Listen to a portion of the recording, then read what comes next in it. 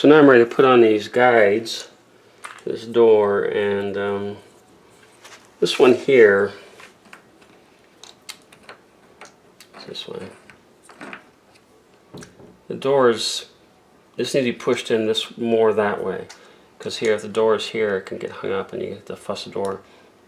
This one's right on the edge of it. But I'm going to go recess them both, so this guide will go in further and get past this door here. And I've marked the cutout areas for where the mount is. And for this, I'll use my favorite tool, the Dremel.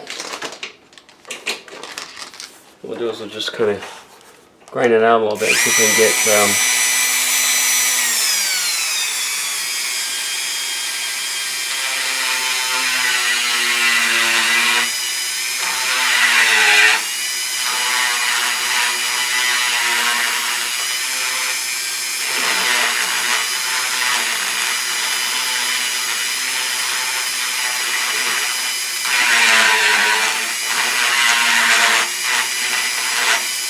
we'll keep doing that. That'll get it. So now you can see I've routed out this thing, so that thing is flush in there. Just need to paint it. That guide is beyond the door there, so we're in good shape. Just gotta get this guy in there and do a couple things here.